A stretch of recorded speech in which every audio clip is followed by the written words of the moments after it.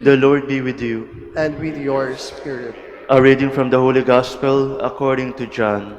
Glory to you, O Lord. Some in the crowd who heard these words of Jesus said, "This is truly the prophet." Others said, "This is the Christ." But others said, "The Christ will not come from Galilee, will he? Does not Scripture say that the Christ will be of David's family and come from Bethlehem, the village where David lived?" So a division occurred in the crowd because of him. Some of them even wanted to arrest him, but no one laid hands on him. So the guards went to the chief priests and Pharisees, who asked them, "Why did you not bring him?"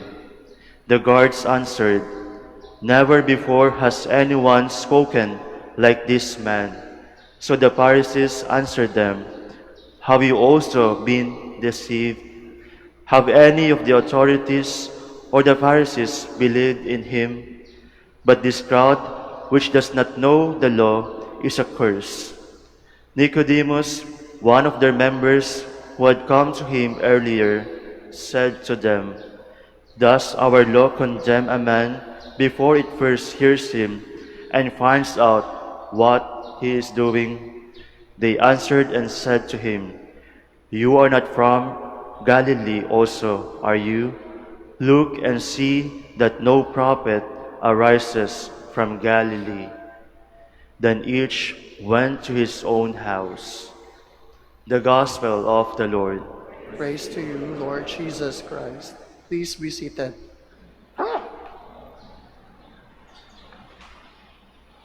As we approach the Holy Week, isang linggo na lang and we are going to celebrate the Passion of our Lord Jesus Christ sa Palm Sunday. At kung ating babalikan itong ating Ebanghelyo for this day, makikita natin na sa microcosm or a little version of what is happening in our world right now. Hindi ko ho alam how you feel about what is happening in the Middle East, pero ramdam natin ang effect ng gyerang sinimulan ni POTUS. Kilala niyo ba si POTUS? The President of the United States, the most powerful country in the world. At siya ay sinamahan ng isa pang powerful country, Israel. Nawala na ang diplomasya, nawala na ang diskusyon na nangyayari dito sa ating nabasang Ebanghelyo.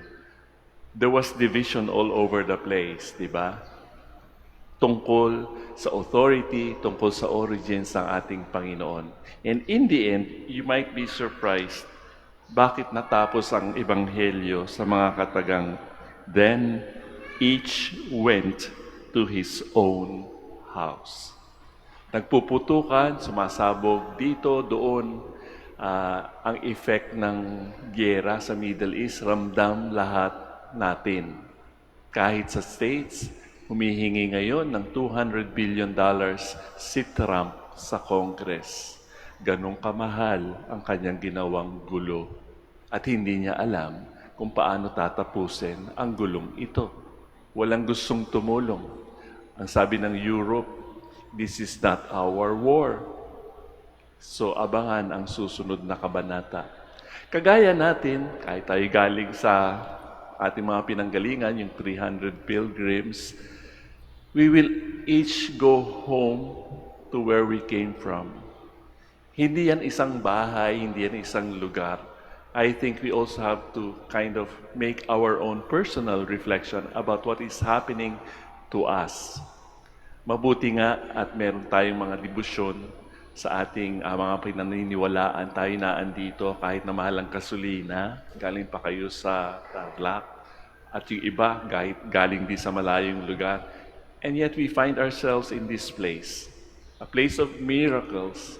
Kaya nga ating pinagdarasal din, pagdasal din natin ang kapayapaan ng buong mundo sapagkat hindi natin alam kung saan hahantong ito. Yet here we are. Bakit kaya tayo naandito? Alam ko, kayo nagplano sapagkat it's a long weekend. But then, in the end, at the end of the day, we go to our own house to reflect. Ano ba ang nangyayari sa buong mundo? Ano ba ang nangyayari sa aking pamilya? Ano ba ang nangyayari sa akin? It is going to be at the end of the day before we sleep tonight. It's going to be a relationship between me and my God. Nakikita natin, di ba? Yung parang nagka-clarify ng issue about the origins of Jesus is Nicodemus. Siya lang yung nakakapag-isip siguro ng malinaw sa pagsasabi niya, kukondem ba natin ang isang tao kung hindi natin siya naririnig? Then we have also to listen to ourselves in our heart of hearts. Ano ba ang gusto natin? Bakit tayo naandito ngayon? Dito sa Manawag. Sana hindi na lang tayo umalis, sayang gasolina, sayang ibabayad natin, etc., etc. But we should be thankful because our faith tells us, kapag hindi na natin alam kung ano ang ating gagawin dahil sa mga hamon ng mga bagay-bagay sa mga nangyayari sa ating paligid, we have a place of refuge, a place like Manawag. Iiwanan natin ang Manawag dito, pero yung mararamdaman natin, ang tulong na mahal na ina ng Santo Rosario ng Manawag, ay bibit-bitin natin our takeaway. Kaya hindi tayo dapat matakot, hindi tayo dapat mag-alala ng sobra, hindi tayo dapat maging anxious about tomorrow.